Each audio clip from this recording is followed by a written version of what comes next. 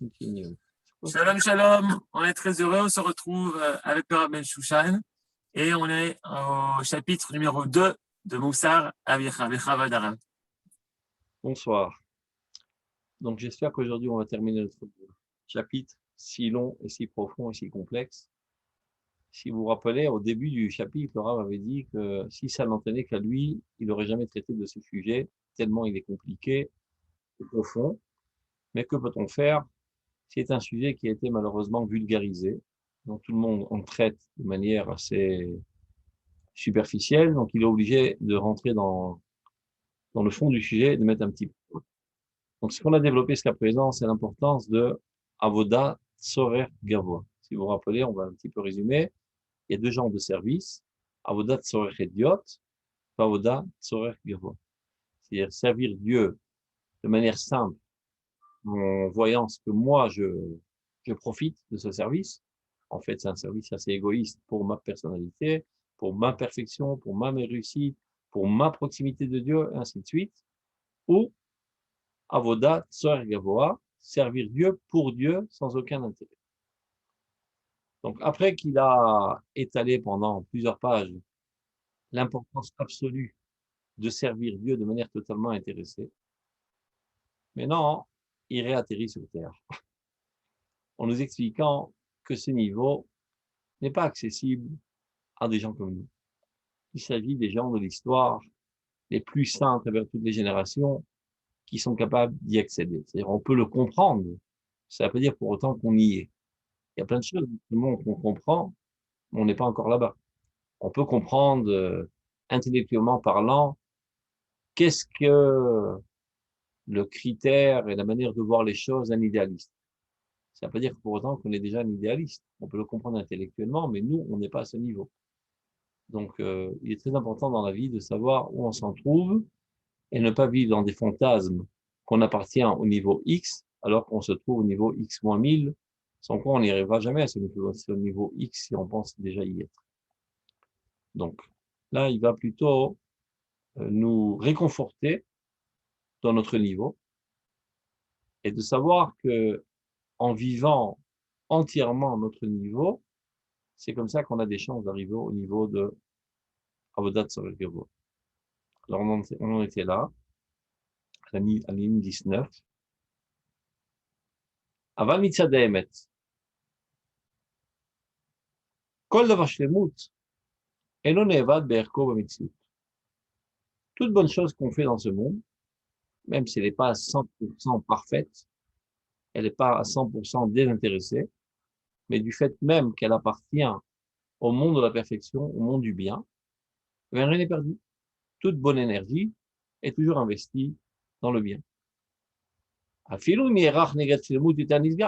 Bien que si tu en venais à comparer ce niveau X relativement au niveau X plus 1000, tu peux dire, bon, alors 1000, X c'est minable. Relativement à X plus 1000, c'est minable. Mais relativement à soi-même et relativement à ceux qui se trouvent à X moins 100 000, c'est déjà extraordinaire. Donc, ne dédaigne pas ce niveau de servir Dieu en y voyant un certain intérêt personnel. Parce qu'en fin de compte, tu sers Dieu. En fin de compte, tu te comportes comme il faut. En fin de compte, il y a des bonnes midotes. En fin de compte, il y a des aspirations nobles. Et c'est exactement ce qu'on voulait. Parce qu'en fin de compte, Dieu, ce qu'il veut, c'est de parfaire ses créatures. Étant amoureux de ses créatures, il veut le bien de ses créatures. C'est comme si que une maman veut que tu manges ta soupe. Et toi, comme tu es respectueux envers ta maman, tu manges ta soupe. Ou bien, tu manges ta soupe parce qu'elle est bonne et qu'elle te procure du plaisir. Bon, c'est pas tellement grave, parce que de toute manière, c'est ce qu'elle voulait, ta mère. Elle voulait que tu manges ta soupe pour que tu aies plaisir, pour que tu grandis. Donc, bien que tu n'aies pas mangé ta soupe pour respecter ta mère, mais seulement pour avoir un profit de ton palais, tu as quand même finalement accompli la volonté de ta mère qui, en fin de compte, voulait que tu aies un profit. Donc, ne sois pas désespéré d'être à ce niveau, car en fin de compte, tu as accompli la volonté de ta mère, tu n'as pas accompli la volonté parfaite en ne voulant que la volonté de ta mère, et que pour ça le faire, mais en fin de compte, tu as accompli la volonté de ta mère. Donc, ne sois pas désespéré de ne pas être dans Avodat Tzorer Gavoa quand tu es dans Avodat Tzorer Hediot, Parce qu'Avodat Tzarech Eliot, c'est de faire le bien par la compréhension en quoi le bien nous parfait. Mais en fin de compte, c'est ce que Dieu veut, c'est te parfaire. Donc en fin de compte, il y a fait la volonté de Dieu. Donc sois content de ton niveau. Bimken. Et tel aborit barach, shmo. שהוא נשגב מרומה מכל נטייה חס ושלום. ודאי, עם כל גודל התכלית ועוצם הבריאה והמציאות שברא לכבודו, מכל מקום הכוונה מתייחדת עם כל דבר שלמות וטוב. Et c'est vrai qu'il y a une finalité grandiose et infinie de la part de Dieu, mais finalement, tous les moyens desquels Dieu se sert pour arriver à cette finalité, eux-mêmes sont bien. וכיוון שהטוב מצד מקבלים הוא גם כן על כל פנים בערכם שלמות וטוב. C'est-à-dire le bien perçu du point de vue des réceptacles, c'est-à-dire des créatures, de ce que nous considérons comme bien, et aussi un bien. ובפרט בעת כזאת שלא נשלמו הדעות ולא עמדו עוד אנשים על אמיתת ההכרה שלהם העיקרית, à plus forte raison de notre génération, on n'est pas encore arrivé au summum de la compréhension de la proximité de Dieu. Donc, on a toujours tendance aujourd'hui à évaluer le bien en fonction de ce qui nous procure comme bien, c'est-à-dire d'une manière subjective. D'évaluer le bien de manière absolue et objective, c'est pas le commun des mortels. La plupart des gens évaluent le bien en fonction de ce que ça leur procure comme bien. Et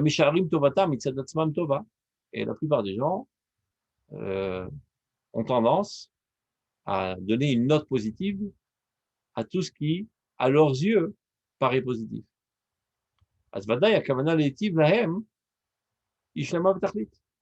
Donc, les bonifier, les parfaire et leur procurer satisfaction, eh ben, c'est quelque chose de bien. Et là, c'est vrai que relativement à d'autres créatures qui sont parfaites, c'est-à-dire les géants de l'histoire de la sainteté, ben pour eux, c'est pas tout à fait au point parce qu'ils savent qu'il y a des niveaux plus hauts de désintéressement total. Mais c'est pas parce qu'il y a des géants qui se trouvent à la cime la plus haute de la sainteté que ceux qui ne sont pas arrivés encore à la cime de l'Himalaya sont des nuls. Ce sont aussi des alpinistes qui sont arrivés déjà à 4000 mètres d'altitude et 8000 mètres d'altitude. On continue. Vine. Ma shenera chovat akenia, la médecine. Le chovat el-bavot, on parle énormément, et on en avait parlé au début de notre étude. L'obligation de se soumettre à celui qui te procure du bien. C'est ce qu'on appelle d'être redevable. Tu m'as donné de un bien, je suis redevable envers toi. Et le fondement de la morale, c'est d'être redevable. C'est la raison pour laquelle, lorsque tu te lèves le matin, le premier mot que tu es censé dire, c'est modé. Je te remercie, mon Dieu. Je reconnais. Et quelqu'un qui n'est pas capable de dire modé, eh bien, qu'il fasse plaisir, qu'il continue à dormir, on n'a pas besoin de lui dans ce monde. Donc, dire modé, être redevable envers Dieu, la reconnaissance, il s'appelle, est un fondement de la morale. C'est vrai que, après qu'on a compris c'était quoi Avodat Tzarech Gavoa, ça nous paraît un petit peu petit, parce qu'en fait, compte, c'est moi qui est au centre. Je suis redevable parce que c'est comme ça que je vais être parfait. Parce que si je suis pas redevable, je suis pas parfait. Et aimant être parfait, c'est pour ça que je suis redevable. Donc je tourne autour de ma queue en fin de compte. Donc a priori, je ne sers pas Dieu, je me sers moi-même. C'est le problème qu'on avait développé. Il est machenera chovat akniya la métive qui pierre kavanato leitiv chez Erich bechovat elvavot qui a énormément développé dans le livre chovat elvavot beshar avodat Elohim dans le chapitre qui traite du service de Dieu. Mitzad ditron hashlemut la métive. Ça veut dire la perfection divine qui te donne du bien et de lui être redevable, c'est une perfection. Chez Kol Mashika Vanato Yoter Leetiv Lezulato, Tigdal Shlemuto.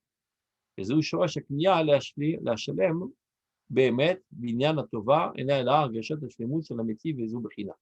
Ça veut dire que plus tu procures du bien de manière parfaite à quelqu'un qui t'a procuré du bien, tu lui es reconnaissant, eh ben, tu t'y es parfait. Et n'oublions pas que Dieu veut que tu sois parfait. Je vais donner un exemple très simple. On sait que dans les niveaux de tzedaka, le plus haut des niveaux, c'est ce qui s'appelle tzedaka beseter. C'est de donner le tzedaka de manière camouflée, cachée, sans que celui qui reçoive ce bien en soit conscient, que ça provient de ta part.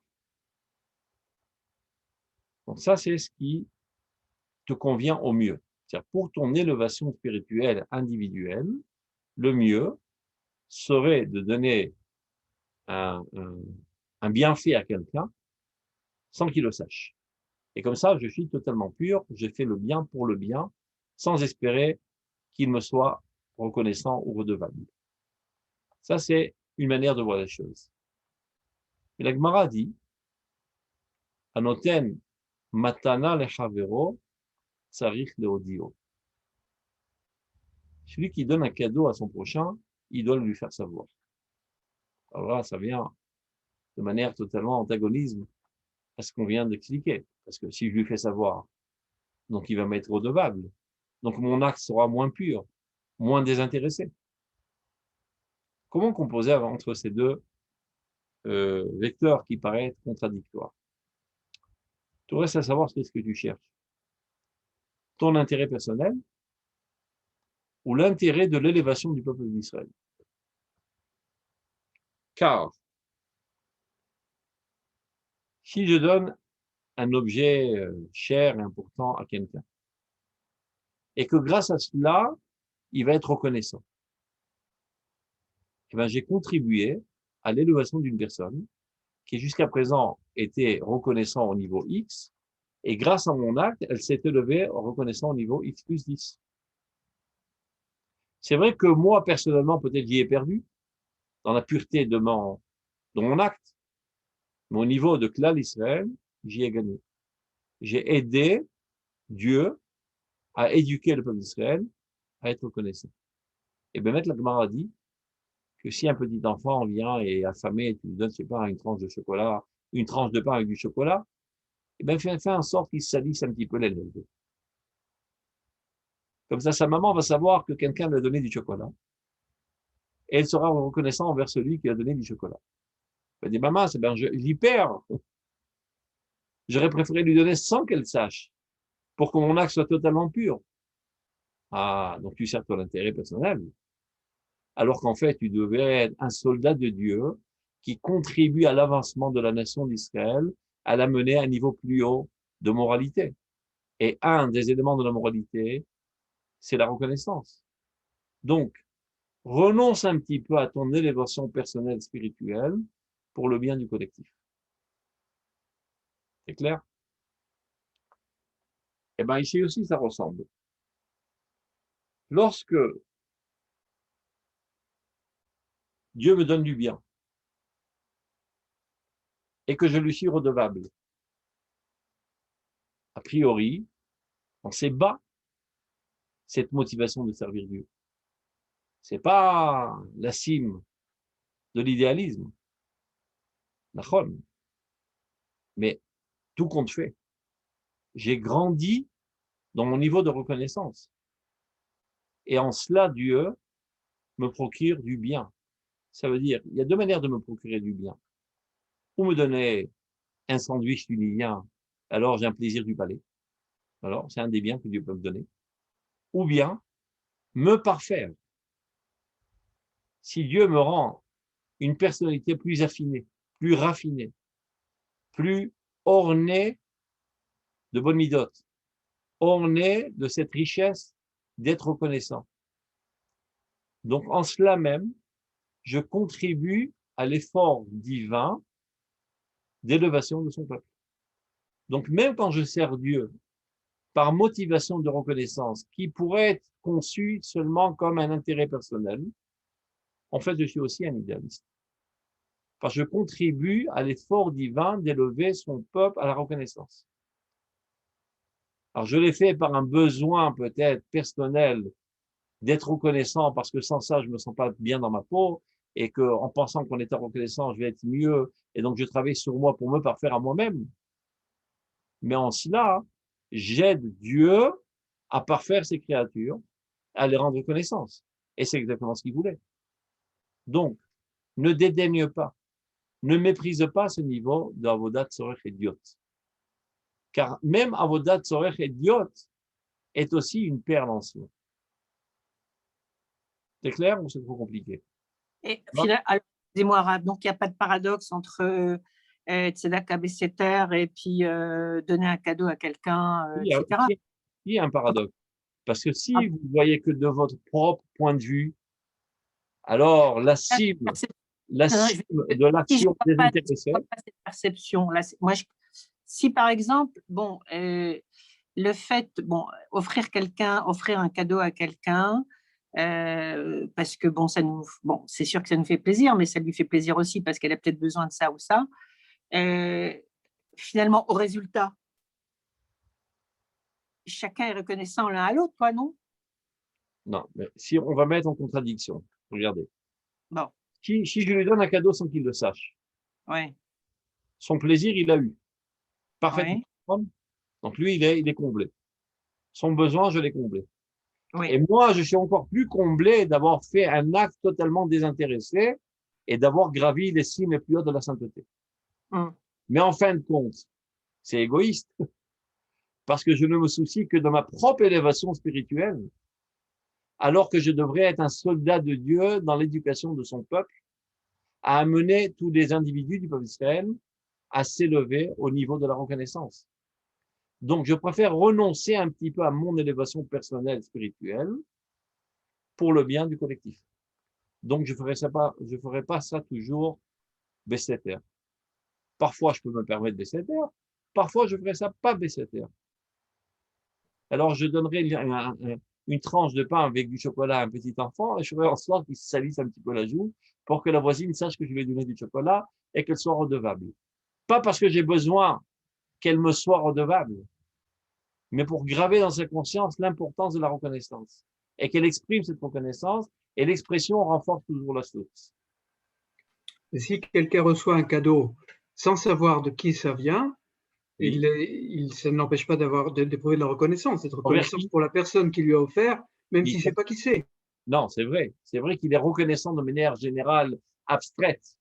Mais il y a ce qui s'appelle, on a dit ça à plusieurs reprises, Or Yachar ve Or Choser. C'est-à-dire que lorsque tu exprimes au niveau de l'acte une tendance de l'âme, ça renforce la tendance.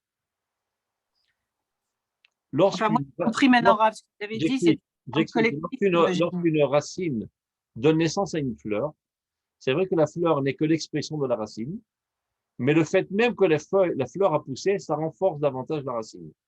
Donc, plus il y a des actes de reconnaissance, plus ça renforce la tendance de reconnaissance. Donc, le fait qu'il sait que quelqu'un lui a procuré un bien, il a peut-être un sentiment de reconnaissance avant cette personne, mais il n'a pas la capacité de l'exprimer, cette reconnaissance. Donc, elle risque de se tarir. Oui. Non, j'ai compris maintenant, Rav. C'était le terme collectif qui me gênait. D'accord. C'est clair? Top. Oui. Bien que de mon point de vue, j'ai pas besoin qu'il me rembourse. Moi, j'ai fait ça de manière totalement désintéressée. Et si je pouvais, j'aurais fait ça de manière totalement cachée. Donc, il faut faire la part des choses. Des fois, je fais de cette manière, des fois de cette manière. Ne jamais être extrémiste dans aucune des extrêmes, parce que les deux sont nécessaires. Donc, tant que je peux le faire de manière désintéressée, je le fais, mais des fois, il y a un besoin éducatif. Il y a toujours des situations complexes de la sorte. Je donne un autre exemple qui va mettre encore plus l'accent sur le problème. Il faut éduquer, par exemple, les gens à la crainte de Dieu et au kavod envers la Torah et au respect des rabbinim. Parce que le respect des rabbinim, c'est le respect de la Torah. C'est pas parce que les rabbins ont besoin de respect, ils s'en foutent pas mal des respects des vrais rabbins. Mais les rabbins sont censés aussi éduquer au respect des rabbins pour que le peuple d'Israël respecte la Torah et par là même respecte Dieu. Mais non, il y a aussi une valeur intrinsèque et très importante, c'est la modestie. Quelqu'un qui n'est pas modeste, c'est un nul. C'est un moins que rien. On ne peut pas envisager un véritable Talmid Chacham qui ne soit pas modeste. C'est puant.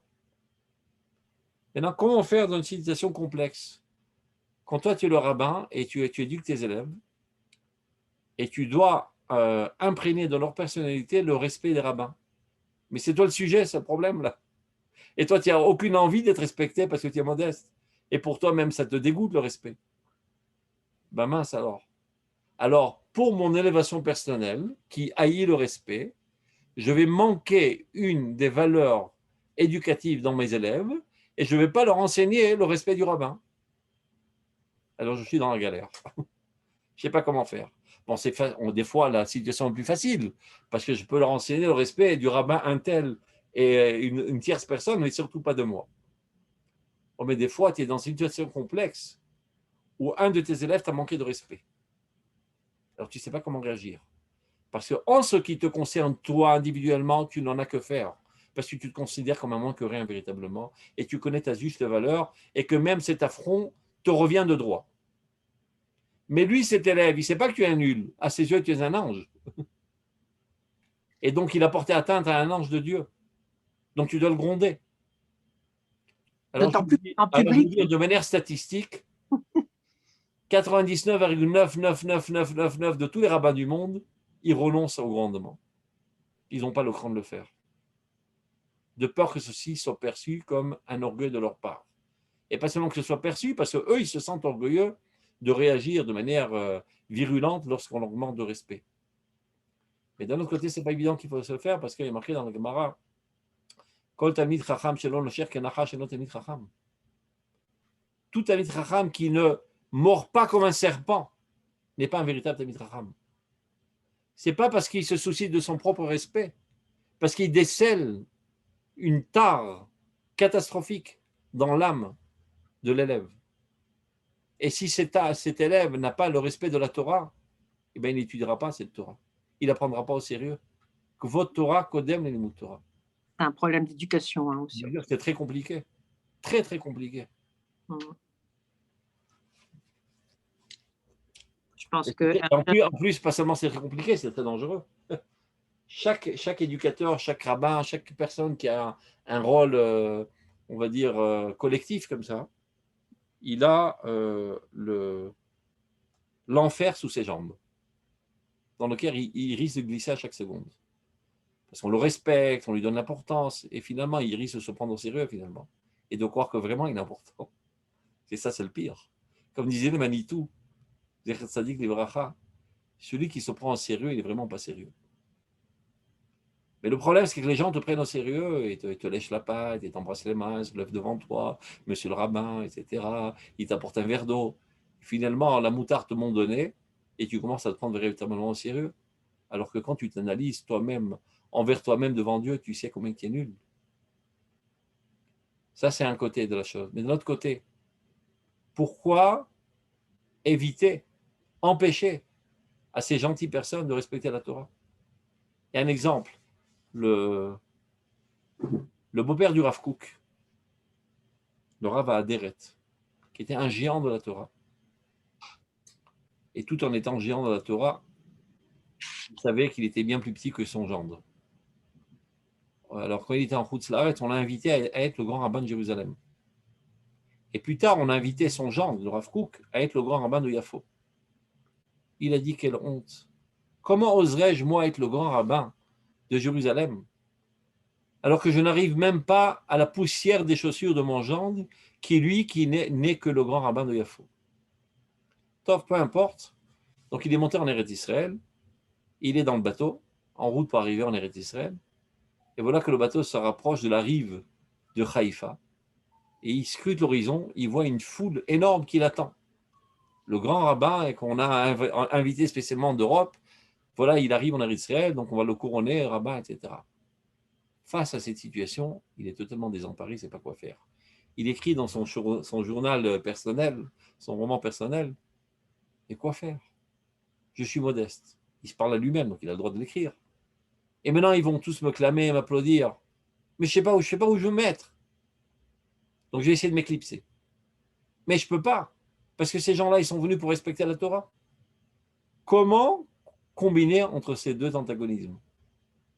Donc, il a trouvé l'astuce. Il arrive là-bas, à la rive, et tout le monde le lève sur les épaules, elle acclame, elle applaudit.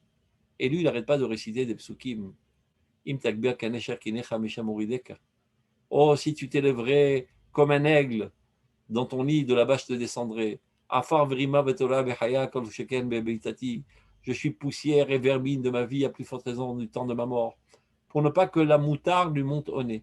D'un côté, il se donne au peuple d'Israël pour leur permettre de respecter la Torah, mais d'un autre côté, il se protège de ne pas tomber dans ces fantasmes et de véritablement croire qu'il est important.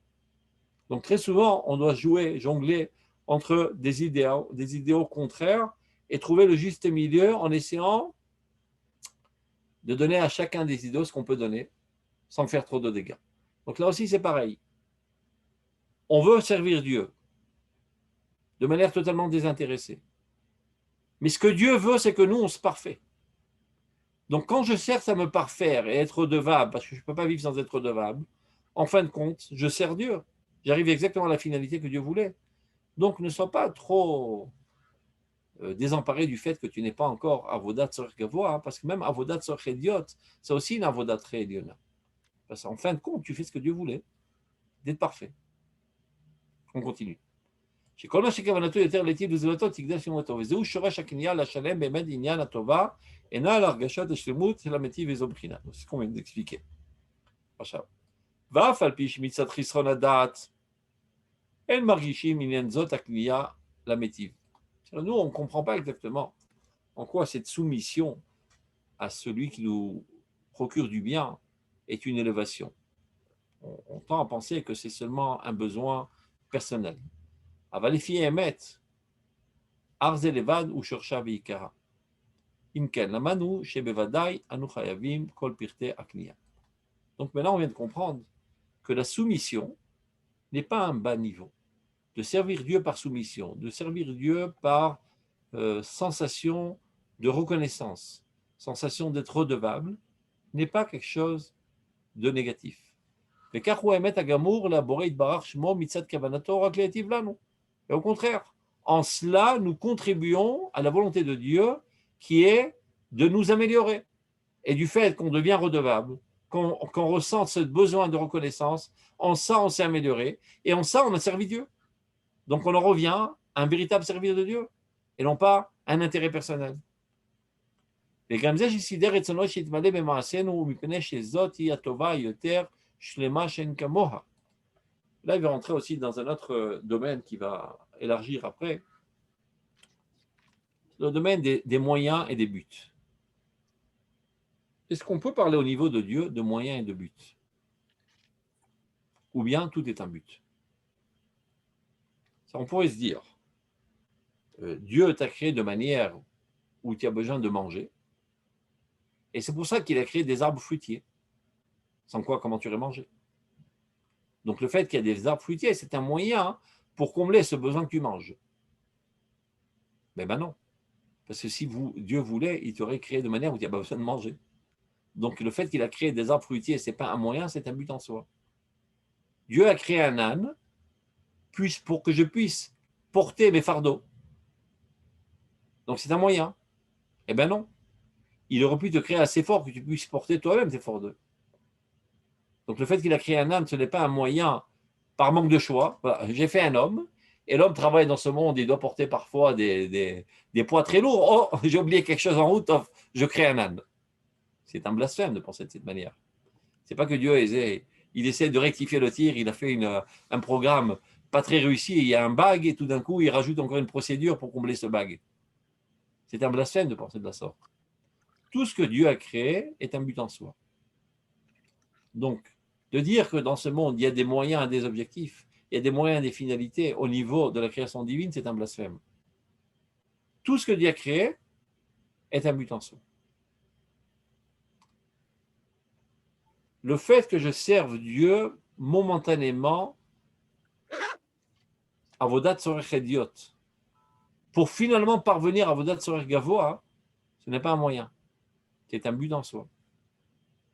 Donc ne vois pas ça d'un mauvais œil. Le fait que Dieu a créé en toi ce besoin d'être redevable, et sans être redevable, tu te sens mal dans ta peau, ce n'est pas un moyen, c'est un but en soi. Et donc quand tu te lâches dans cette tendance à vouloir combler ce besoin de reconnaissance, tu es en train de servir Dieu. Et ne te dédaigne pas, et ne te méprise pas, et ne te considère pas comme un nul, parce que tu n'es pas encore à un niveau de l'ishma, totalement désintéressé. c'est ton niveau, c'est ta Avodat Hashem optimale. Sans toi, au mieux. Et ne te désapprécie pas. Et surtout, ne désapprécie pas les autres. C'est pas parce que toi, tu es au niveau X plus 10 que tu regardes d'un mauvais œil ceux qui sont à X. Ne méprise pas ton petit enfant parce qu'il ne comprend pas grand-chose dans sa vie et il fait des choses de manière intéressée. C'est son niveau. S'il vient à la synagogue pour recevoir un bonbon, il dit « Ah, il s'en fout de la prière, il vient pour le bonbon. » Oui, Shemet. Parce que la prière, il ne la comprend pas. Alors que le sucre dans le palais, il le ressent. Azoui Shemet. Et ne lui dis pas « Ah, c'est pour ça que tu viens à la synagogue pour prendre un bonbon ?» Eh bien, il vient à la synagogue pour prendre le bonbon, oui, Shemet. Il aime la synagogue parce qu'il reçoit un bonbon. Après, il aimera la synagogue parce qu'il y a une sacrée ambiance chaleureuse. Après, il aimera la synagogue parce qu'il s'exprime, on lui donne à lire des textes. Après, il aimera la synagogue parce qu'il prie Dieu et ça lui fait du bien à son âme. Après, il aimera la synagogue parce qu'il prie Dieu pour Dieu. Et Velechatchila, c'est comme ça qu'il faut éduquer, dit le Rambam. Et ne pas mépriser, et ne pas dédaigner. Dans l'éducation, eh ben, ça marche comme ça. Tu dis, petit enfant, comporte-toi bien, tu recevras un bonbon. Et tu ne dis pas, comporte-toi bien pour réparer la shrina. Donc tu l'habitues à mentir. Tu l'habitues à dire des formules vides de sens qu'il ne comprend pas. Tu le détruis sa personnalité. Donne-lui des objectifs qu'il est capable de saisir, auxquels il est capable d'y accéder. Une fois qu'il a accédé à cet objectif, à ce niveau, et qu'il le vit intensément et naturellement, tu lui proposes un objectif un peu plus haut. C'est comme ça qu'on éduque les autres et c'est comme ça qu'on s'éduque nous-mêmes. Mais ce qu'il faut savoir, que ceci n'est pas un moyen. Parce que Dieu aurait pu créer son monde d'une autre manière, il a choisi de le créer de cette manière. Donc lorsqu'on le fait, on est dans le but, on est dans la finalité. Et chacun sa finalité en fonction de son niveau, de sa nature. Donc Avodat Tzorech Idiot, c'est Avodat Hashem. Et même marqué dans la Gemara. Celui qui dit « Je donne la tzedaka pour que mon fils guérisse ». Bah, il est intéressé, c'est du commerce. À résoudre Tzadik Amour. C'est un Tzadik Amour. De savoir à qui s'adresser. Que c'est Dieu la source de la réfoua. Alors je te donne la tzedaka pour que tu guérisses mon fils. Mais c'est pas mal, il y en a qui ne pensent pas à Dieu dans la guérison. Ils pensent qu'à la médecine. Bah, évidemment, la médecine, c'est très important. Mais c'est un outil aux mains de Dieu. Les médecins sont des outils aux mains de Dieu. Évidemment qu'il faut développer la science. Mais n'oublions pas que celui qui refait Kolbassa ou Mafli Asot, c'est Kadosh Baruch Hu, par l'intermédiaire de ses envoyés et la science médicale. Donc, lorsque tu donnes la tzedaka en disant je donne la tzedaka pour que mon fils guérisse, à ta tzadik gamour, qui n'est peut-être pas encore au niveau d'Avodat Tzorech Gavoa, mais à ta tzadik gamour. Et ne te méprise pas, ne te dédaigne pas. Ikol makom. Ikar avodato en raoui shetia bisichlenu velibenu ki im legadel uromem shekivodo levad.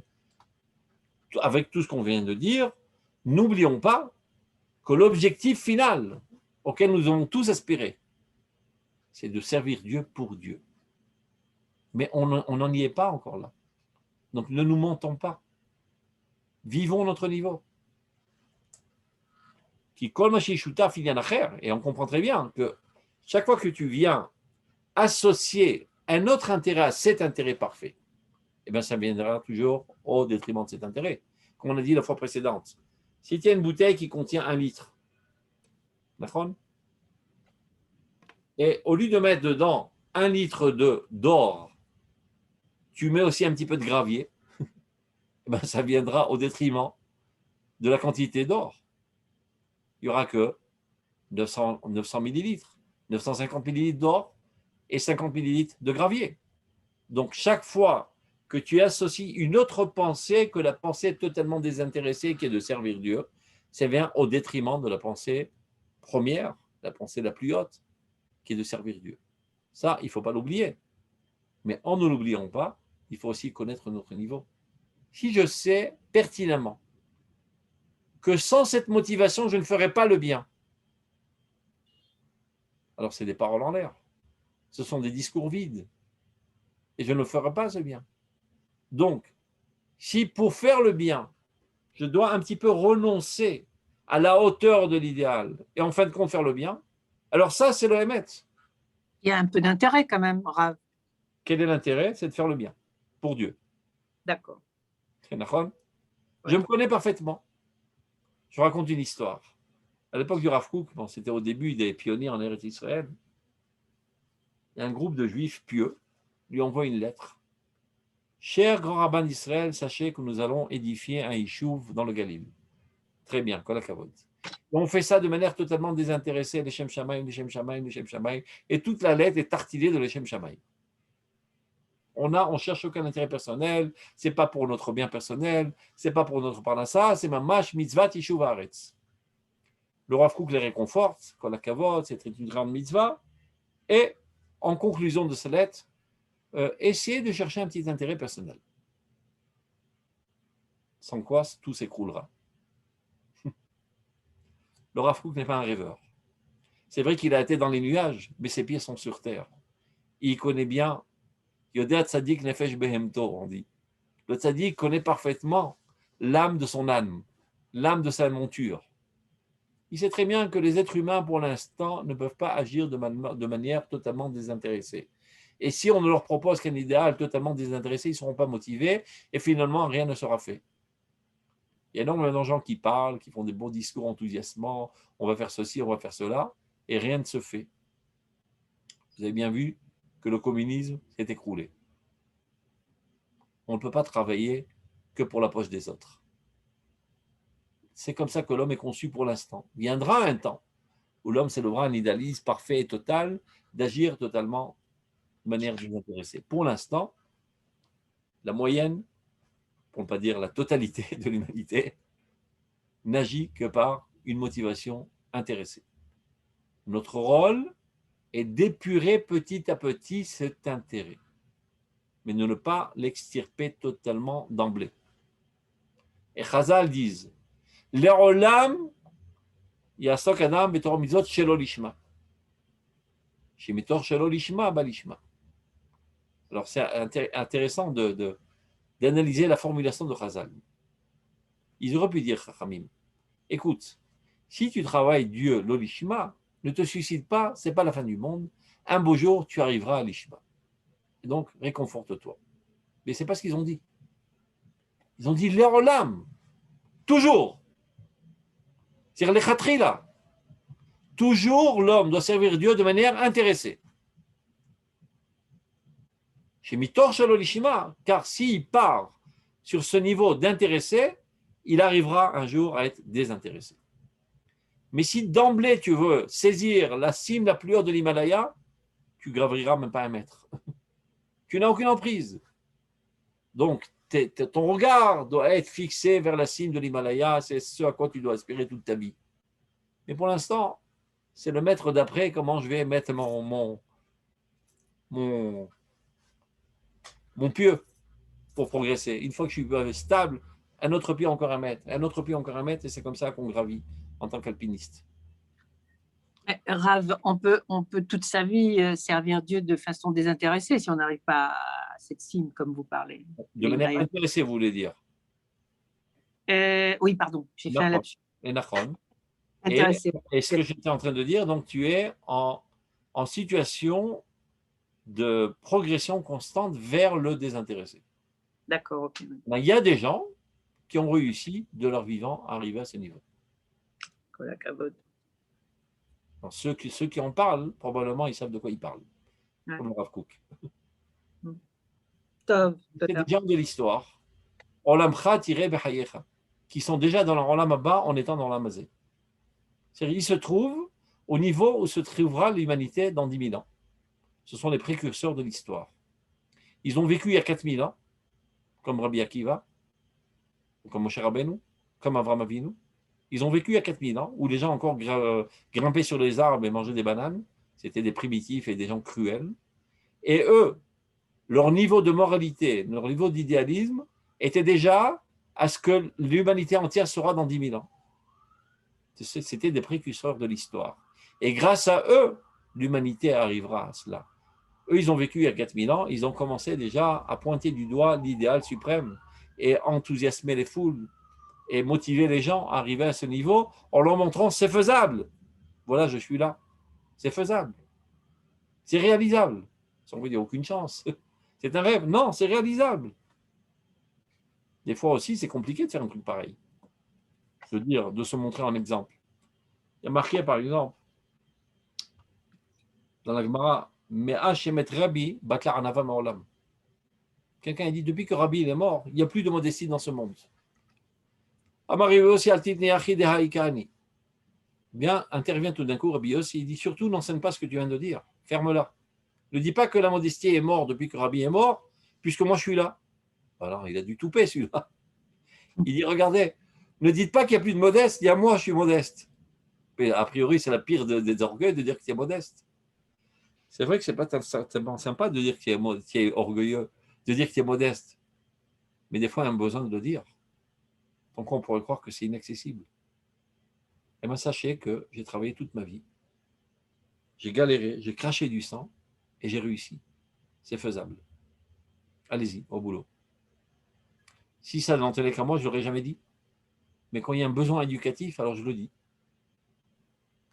On trouve aussi quelque chose de semblable. Rabbi Shimon Bar Yochai, il dit à son fils, j'ai observé ce monde, je l'ai analysé, des gens extraordinaires, il n'y en a pas tellement. Bener Aliyah et Moatim. Il y a très peu de gens qui sont très hauts. Mais n'aie crainte. S'il n'y en a que 1000 dans ce monde, eh bien moi et mon fils, on y fait partie. C'est déjà pas mal, c'est un petit peu audacieux de dire un truc pareil.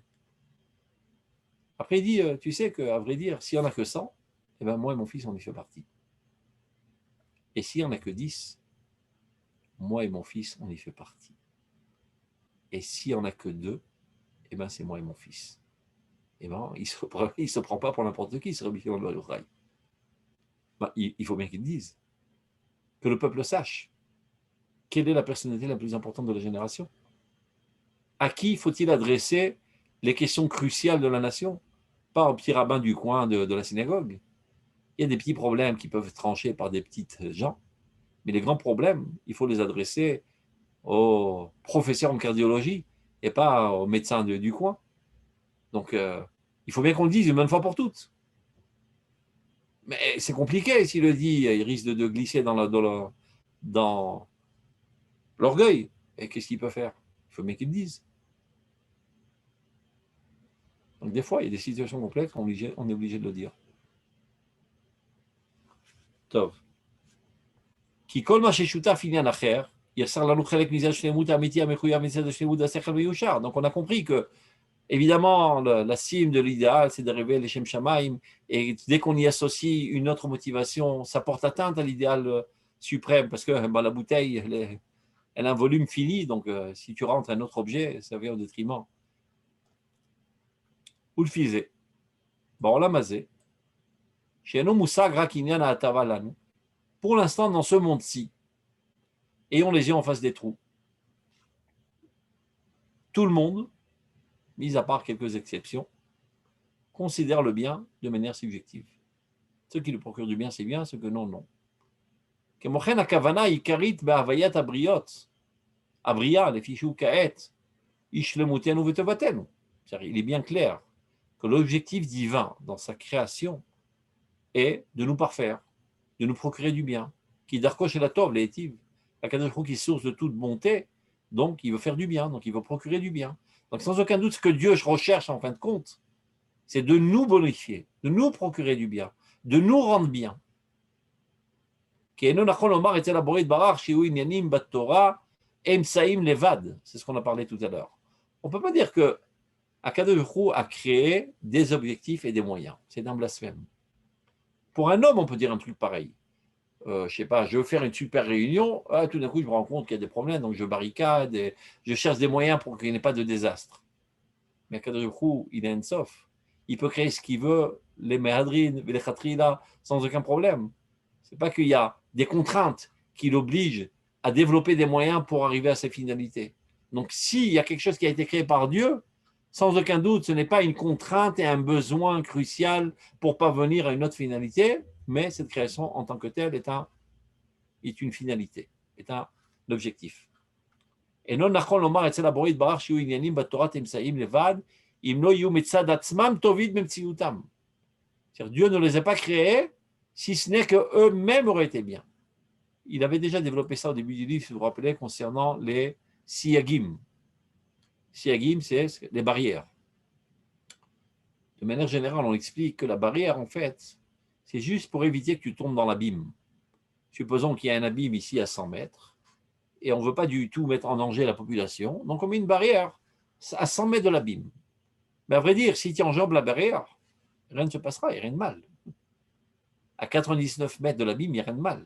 Ni non plus à 98, ni non plus à 97, ni non plus à 1 mètre de l'abîme, il n'y a rien de mal. Le problème, c'est que tu risques de tomber. Donc on a mis une barrière. Il y en a qui pensent, dit le Rav Kook, que les takanot et les xérot de Chachamim ne sont que des barrières. Mais en fait, il n'y a rien de moche.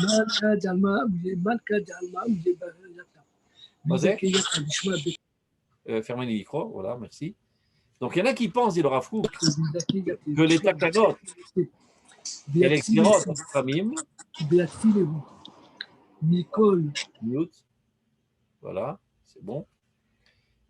Il y en a qui pensent que les barrières ne sont, les takanot et les xérot ne sont que des barrières.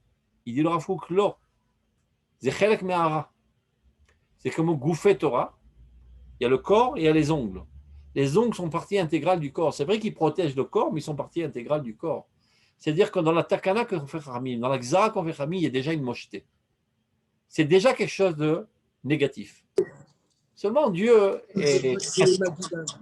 il a attendu qu'on arrive à une certaine maturité pour que ceci apparaisse. Donc Khamim, avec l'évolution du temps et du peuple d'Israël, arrive à une conclusion qu'à un certain moment, le temps est arrivé de faire cette zéra. Mais en fait, la volonté divine était déjà qu'on s'écarte de ce mal.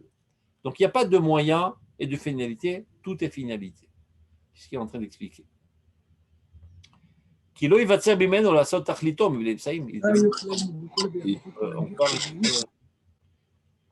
évident que Dieu n'a aucun problème à arriver à sa finalité sans passer par ces moyens. Ukmo Sheir, Ksat Mizah Rambam, Bemori Nebuchim, a développé.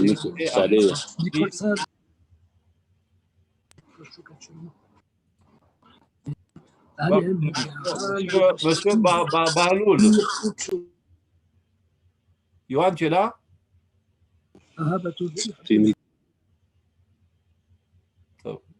Il y a quelqu'un qui a laissé son micro ouvert. Mute. Mute. Yohan, t'as pas? Bon, j'essaie de l'éteindre à chaque instant, mais c'est pas grave. On continue. Donc il est bien clair que tout ce que Dieu a créé est nécessaire, est un but en soi et non pas un moyen. Et là,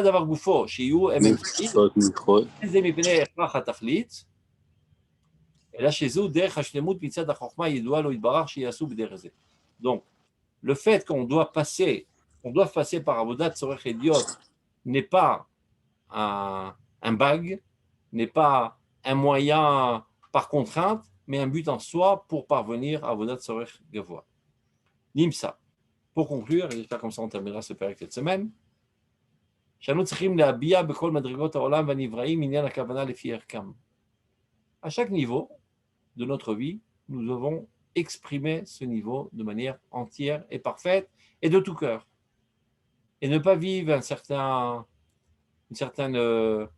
frustration de dire ah ben mince, je ne suis qu'à ce niveau, je ne suis pas totalement serviteur de Dieu car je suis qu'à ce niveau. Eh bien non, Tzaddik be'emunato yichyeh. Chacun selon son niveau d'émouna, et en cela, il vit intensément sa découte Bachem. Ne pas se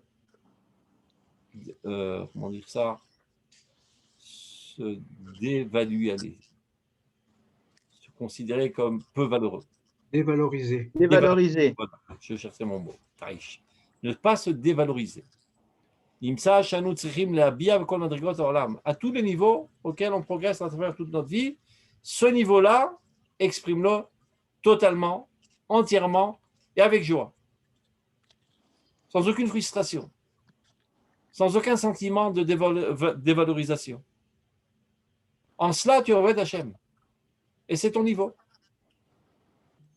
Un petit enfant ne doit pas sentir mal dans sa peau qu'il espère avoir une récompense. Et surtout pas lui donner l'impression qu'il est sale parce qu'il espère sa récompense. Ah, tu fais ça par intérêt. Et c'est comme ça que tu le brises. Quand la cavote, tu t'es bien comporté, tiens, prends un bonbon. Il est très content, il est motivé et il fera encore mieux. Eh bien, toi aussi, tu peux te donner des bonbons. C'est bécédaire, parce que toi aussi, tu es un petit enfant relativement à ce que tu devrais être. Et ne haïs pas le petit enfant qui n'arrête pas. Eh bien, il existe en toi, il est partie intégrale de ta personnalité, et vis avec lui et aime-le. Vous, amiti, baiser. Et sache que c'est vérité. Ce n'est pas mensonge. C'est ta vérité. Ça dit quand tu te comportes en corrélation parfaite avec ton niveau, zot emet. Et si tu vis dans un fantasme de croire que tu appartiens au niveau X plus 10, et c'est ce qui t'amène à dévaloriser ton niveau X, eh ben, tu n'as rien. Tu en sors les mains vides. Parce que X plus 10, tu n'y es pas, tu es un menteur. Et X que tu devrais vivre à plein cœur, tu le dévalorises, et donc finalement, tu n'as rien. Donc, Ezou Achir, ta mère, dit Srazal, qui est considéré comme quelqu'un de riche, celui qui est content de sa part. Alors, on a l'habitude de dire ça au niveau matériel, mais ce n'est pas moins vrai au niveau spirituel. Ta part est celle-là pour l'instant. Dans 2 ans, tu seras à un autre niveau. Et tu regarderas ton passé avec peut-être nostalgie. J'étais une fois à ce niveau, peu importe. Maintenant, tu es à un autre niveau. Et quand tu étais à ce niveau, c'était parfait. Vois miti baiser. Sois convaincu que tu es dans le Hémet. Tu n'es pas un menteur. Tu n'es pas quelqu'un de sale. Tu es pur. Vous avez ça d'amour. Va falpiser imshach inyan avoda. Et c'est comme ça que tu peux gravir les échelons.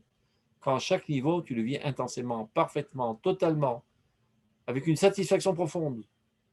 Bien que tu saches qu'il y a des niveaux plus hauts. C'est-à-dire, chacun son niveau. Je ne suis pas un kadosh. Je suis seulement un tzaddik. Alvaï que tout le monde soit tzaddikim comme toi. Il y a des crapules dans ce monde, il y a des salauds, il y a des pourris. Toi, tu es quelqu'un de pur. Bon, tu n'as pas la motivation comme Moshe Rabbeinu, c'est-à-dire, tu n'es pas Moshe Rabbeinu. Ou Baolam Hazeh, dans ce monde-ci, personne ne comprend véritablement ce niveau dont on a essayé de parler, que le Rav Kook s'est tellement déméné pour essayer de nous expliquer, bien qu'il avait dit que si ça n'entendait qu'en lui, il ne serait jamais rentré dans ce sujet. Il a été forcé d'y rentrer parce que ça a été vulgarisé et sali et mal compris, donc il doit mettre un petit peu d'ordre. Ce n'est pas de notre niveau. Ce n'est pas le niveau dans l'Amazé, c'est le niveau dans l'Amaba. Donc ne rêve pas appartenir à ce niveau.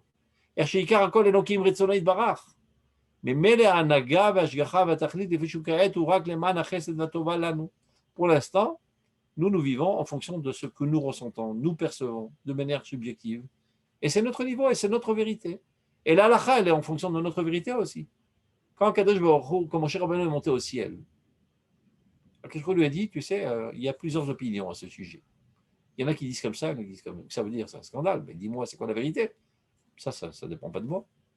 Descends dans le monde et tu verras quelle est la vérité en fonction de la majorité. Mais c'est quoi cette histoire-là? Parce que la vérité est en fonction de la majorité. Parce qu'en fonction de ce que la majorité perçoit, c'est le niveau accessible à cette époque. Et donc, c'est la vérité de cette époque. La majorité, la moyenne de la majorité gravira les échelons, elle verra la chose d'une autre manière, la halakha sera en conséquence. Donc la halakha, c'est Ech Hashem Oler. Comment Dieu progresse dans ce monde, vient vers nous en fonction de notre capacité de le percevoir. Donc lorsque tu vis ton niveau de perception, tu es dans l'Emet. Omnan l'inyan avoda.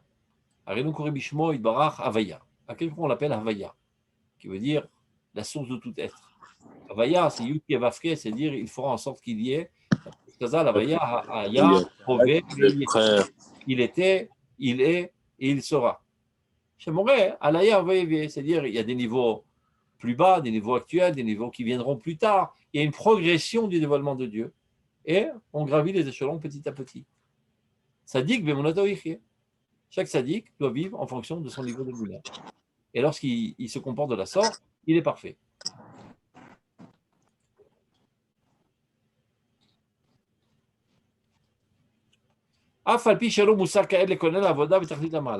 Bien qu'il est persuadé qu'il n'est pas encore au plus haut niveau. Ceux qui apparaîtra plus tard, toute l'humanité y arrivera. Aujourd'hui, il y a ça et là des individus exceptionnels qui sortent de l'ordinaire, des précurseurs de l'histoire, qui eux sont déjà à ce niveau. C'est-à-dire, on les observe avec beaucoup d'admiration, on essaie de leur ressembler, on aspire à leur niveau, mais sachons où on en est et ne rêvons pas d'être dans des hautes sphères. Viendra un temps où Dieu sera la plus haute de nos appréciations, il sera le plus haut des hautes cimes, il sera reconnu de tous. Alors tous, nous pourrons travailler Dieu, servir Dieu, avodat sur gavois. Venoda yad Hashem ukvodo, la main de Dieu sera reconnue de tous. V'ismach mema'asav, et Dieu se réjouira de toutes ces créatures, car toutes ces créatures seront au niveau de le percevoir à son juste niveau. Réjouissons-nous de sa délivrance. Juste un exemple concret aujourd'hui, par exemple. Il y a des gens aujourd'hui qui disent il faut monter sur le mont du temple pour démontrer à Dieu que nous sommes amoureux de son Beth Amikdash. Et prier dans une synagogue, tu sais le faire. Est-ce que tu as déjà optimalisé ton niveau de savoir prier dans une synagogue comme il le faut, sans papoter et sans ricaner, et en étant sérieux, en pensant constamment à Dieu pendant ta prière? Le jour où tu arriveras à prier dans une synagogue, tu auras le mérite d'aller prier au Kotel, Bichlal. Parce que tu n'es même pas au niveau de prier au Kotel. Là, qui vont au Kotel pour se photographier, ils pensent que c'est un site touristique, ils s'éclatent de rire. Le Rav, comment il s'appelle? Ariel Levin. Une fois, le Rav Zuckerman est venu lui rendre visite. Il a montré une photo de lui-même, dans cette photo, son chapeau, il y avait un côté du chapeau qui était enfoncé.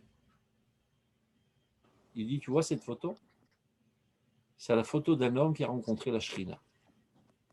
De quoi s'agissait-il? Le jour où le Kotel a été délivré, un des soldats a fait un acte de bravoure, a planté le drapeau d'Israël sur le Kotel. Son commandant a voulu le récompenser de cet acte. Il dit, en quoi je peux te récompenser? Il dit, envoie une jeep et va apporter mes rabbins tout de suite au Kotel. Donc ils ont apporté le Rav Nazir qui avait décrété de rester emprisonné dans sa maison pendant 19 ans tant que le Kotel ne reviendra pas aux mains du peuple d'Israël. Ils ont emporté le Rav Siouda, ils ont emporté le Rav Ariel Levin. Il est arrivé là-bas, tellement il a ressenti fortement la Shrina à cet endroit qu'il s'est évanoui. Il est tombé à terre et ça a fait un creux dans son chapeau. C'est ce qu'on devrait ressentir lorsqu'on arrive au Kotel. Parce que la Shrina se trouve au Kotel. Mamash. C'est l'endroit duquel est divulguée la divinité dans le monde entier. Est-ce que tous ressentons-nous ce niveau lorsqu'on est au Kotel?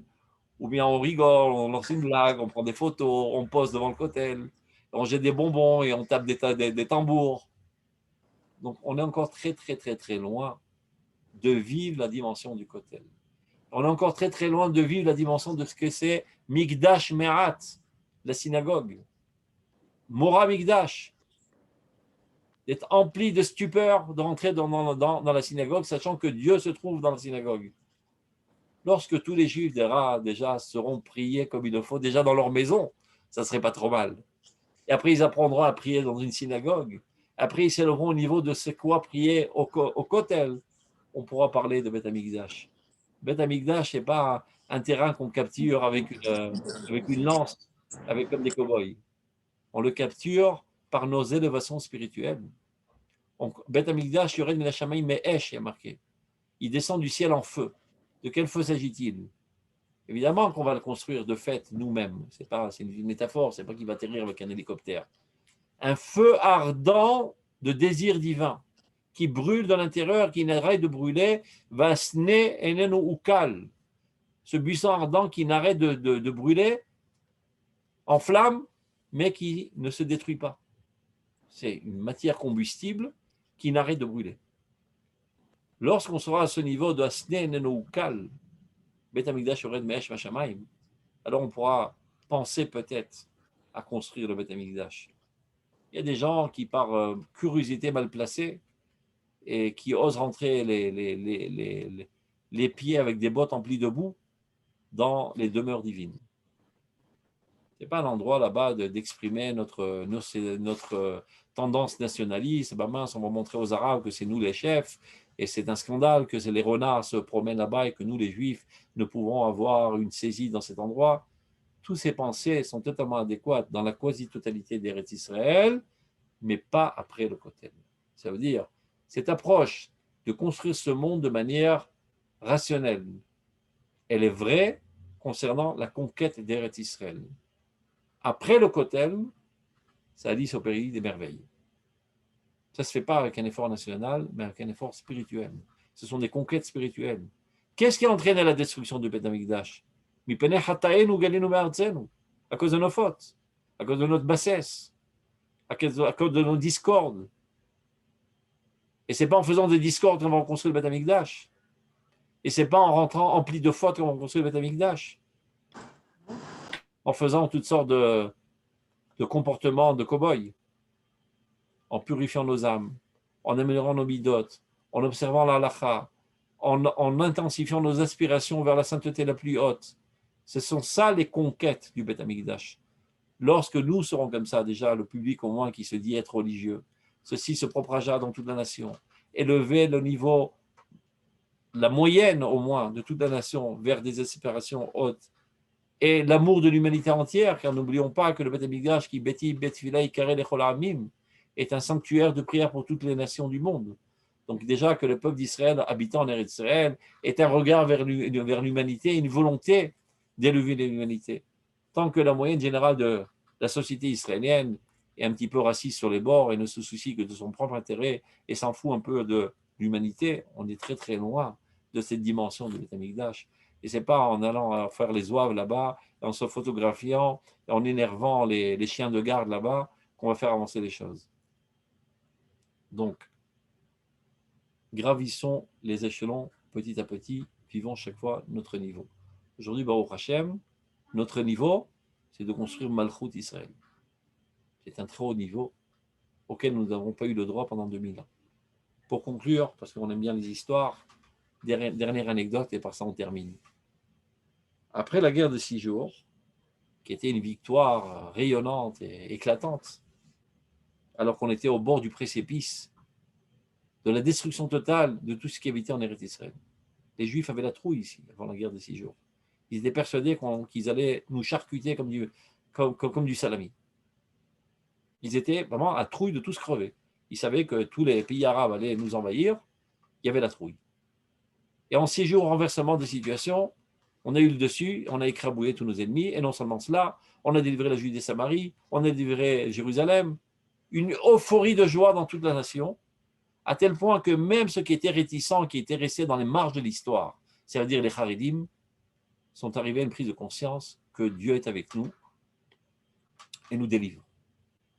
Alors, à cette époque, une grande flopée de Talmidei Chachamim, de Raché Yeshivot, se sont tous réunis dans la maison du Rav Siouda, der Tzadik de Kadosh Levracha. Ils lui ont dit, Tov, il s'avère que vous aviez raison, vous, l'école du Rav Kook. On a eu tort de ne pas contribuer au sionisme. Mais non, on veut y adhérer. Que faisons-nous? Alors, nous proposons de construire le Beth Amikdash. Il y avait une telle euphorie de joie et de réussite et de main divine qui nous a aidés. Ils ont dit, tout Rashi Shivot, construisons le Beth Amikdash. C'est ça, le peuple est prêt. Le Rav Siouda les regarde avec 2 épées qui sortent de ses yeux et leur dit, le fait que vous demandiez de construire le Beth Amikdash ne découle pas de votre connaissance de la Torah, mais de votre non-connaissance de la Torah. Car la Gemara et le Rambam nous ont enseigné qu'en revenant en Eretz Israël, on aurait 3 mitzvot à accomplir. La Kim Lahem Melech, la Chid Zarosh Alamalek, Vilivnot et Bet Abechira. Et il y a un ordre dans les mitzvot. Il y a un ordre dans la progression de l'histoire. D'abord, avant tout, d'établir le royaume d'Israël, de renforcer la souveraineté israélienne, dans la conscience des Juifs, qui pendant 2000 ans ne vivaient qu'une dimension individuelle. Il ne suffit pas qu'il y ait un État au niveau des structures, il faut qu'il y ait un État dans la tête des Juifs, qui comprennent qu'on ne dit plus je, on dit nous. Le mot je doit être presque totalement effacé et toujours parler de nous, du collectif. Ah bon, tu as raison. Alors qu'est-ce qu'on doit faire? Retourner dans Veishivot, étudier la Torah. C'est ce qu'on fait tout le temps. Non. Étudier la Torah dans cette perspective. Pas la Torah qui vient développer l'individu. La Torah qui vient développer la nation. La Torah qui construit la conscience collective nationale, et c'est comme ça qu'on va construire le royaume d'Israël. Une fois qu'on aura construit le royaume d'Israël, on pourra anéantir tous les ennemis, y compris Amalek et l'Iran très prochainement, Bezrat Hashem. Alors on pourra parler de Beth Amikdash. Il ne faut jamais anticiper les étapes. Parce que lorsque tu anticipes des étapes de manière, trop précoce, je ne sais pas comment dire ça, le mot prématuré, non seulement cela ne contribue pas, mais cela détruit. On n'apprend pas à un petit enfant de 5 ans comment mettre au monde des enfants. On lui apprend l'hygiène, on lui apprend les mathématiques, on lui apprend à bien se comporter. Et si tu l'enseignes maintenant, c'est quoi l'accouplement et comment la mise au monde d'un enfant, ça va lui faire un traumatisme, il ne pourra jamais se marier, il n'aura jamais d'enfant. Chaque chose en son temps. Donc, yesh avodat tzorek gavoa, on y arrivera, Bezrat Hashem. Et c'est ce à quoi nous devons aspirer. Aujourd'hui, avodat tzorek yod, avodat Hashem achi eliona, mais achi amitit. Ne te mens pas, ne te déprécie pas, ne sois pas en frustration que tu n'as pas encore avodat tzorek gavoa. On y arrivera. Il y a parmi nous, ça et là, quelques exemples qui sortent de l'ordinaire, qui sont déjà, donc on peut les observer, les admirer et essayer de les imiter, mais nous, c'est notre niveau. Et vivons entièrement et en toute joie dans cet avodat Hashem. Bezrat Hashem, nous y arriverons tous. Bekarov, biamenu, mamash. Shabbat shalom, kol tuv. Shalom, shalom. Toda Rabba, un cours très réconfortant. Merci. À la prochaine. Shabbat shalom, merci beaucoup. Merci beaucoup. Toda. Toda Rabba, Shabbat Shalom. Shalom. Shabbat shalom. Toda Rabba.